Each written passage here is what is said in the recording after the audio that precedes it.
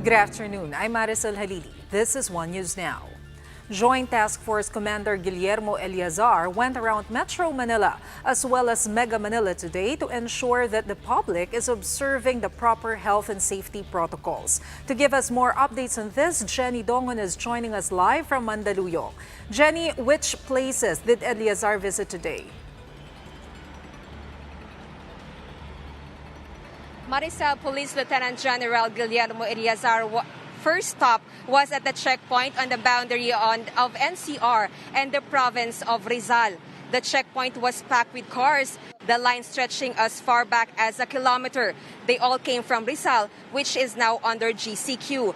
Despite the downgraded quarantine rules, the PNP says they will continue to implement strict protocols at controlled areas. This means they will only allow frontliners, workers in essential industries, and those who will buy essential goods to pass through.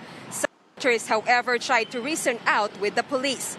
Eleazar admits that manning the checkpoint will be an even bigger challenge for the police due to the expected rush of people going out of their homes.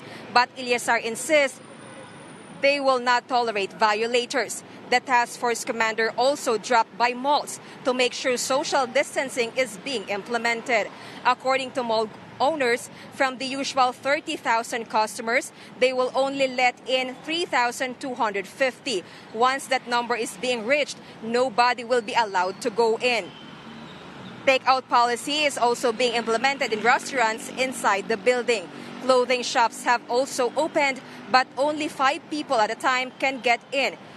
Aircon temperature was also increased from the usual 23 degrees to 26 degrees. Malls are open from 11 a.m. to 7 p.m. From Antipolo, Eleazar also inspected this tricycle terminal in Quezon City. They are not allowed to ply roads for now, but they are getting ready once the ban is lifted. Some tricycle drivers put up plastics that would separate them from their passengers. Maricel, right now we're here in EDSA Boni southbound where checkpoint manned by the Highway Patrol Group is ongoing. At maya-maya yung pinapatabi yung mga motorista dito dahil marami pa rin yung lumalabas ng kanilang mga tahanan na walang maipresenta na mga quarantine pass. So ang naging sistema, yung iba sinusubukan pang mag-reason out sa police pero tinitikitan po talaga sila. Maricel.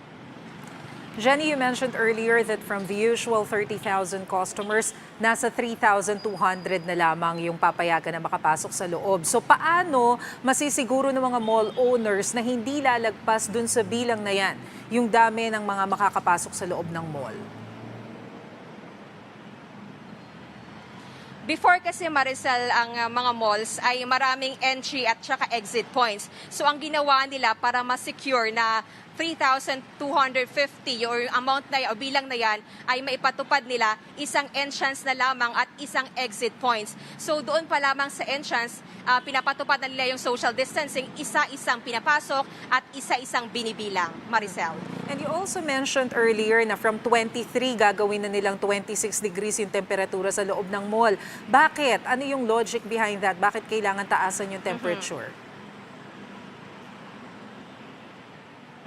Yang utos na yan, Maricel, ay galing mismo doon sa IATF na sinunod ng mga mall owners. Actually, aside doon 26 degrees Celsius ay dapat wala ring wifi doon sa loob ng malls dahil yun daw kasi yung naging reason kung bakit tumatambay ng mas matagal yung mga mall goers sa loob ng mall, Maricel. Oh, tama nga naman. Pero bukod dyan sa binisita niyang mall, meron pa bang ibang lugar na bibisitahin si General Eleazar?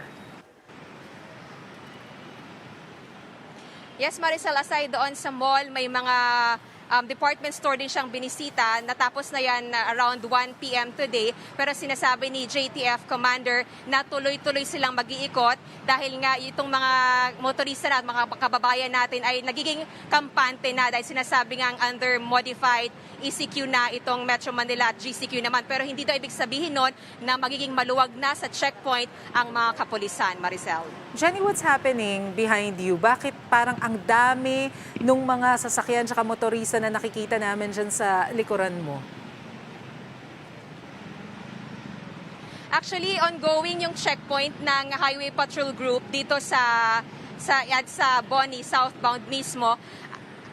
ang dami, nagulat din sila dito sa volume ng mga sasakyan dahil nga sinasabi nila na yung mga motorista na nakakausap natin ay walang mga quarantine pass, basta-basta na lamang lumalabas. So ang nangyayari po, nag-stuck na sila, yung iba pinapatabi na lamang nila dahil tinitikitan na po. So sinasabi ng Highway Patrol Group ay bawal pa rin lumabas yung mga residente na hindi naman po kasama sa hindi naman po frontliner o hindi naman kasama doon sa skeletal force at wala pong quarantine pass. Dahil ang mangyayari, titikitan po talaga kayo. Okay, so malinaw yan. Kapag lumabas ng walang quarantine pass, titikitan ng HPG.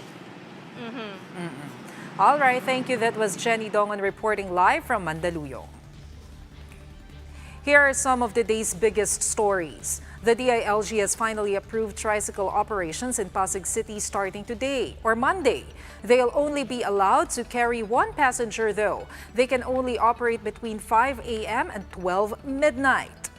The DSWD clarified that mobile SAP registration under the Relief Agad online app is still under pilot run in NCR. Through the platform, SAP beneficiaries are given the option to receive their cash aid, either through online payment or cash payout via their LGUs. And the U.S. Air Force Thunderbirds conducted flyovers across Los Angeles, California, as a salute to healthcare workers and other frontline personnel in the fight against COVID-19. For more updates, follow News 5, the Philippine Star, and Business World Online. I'm Marisol Halili. We are One News.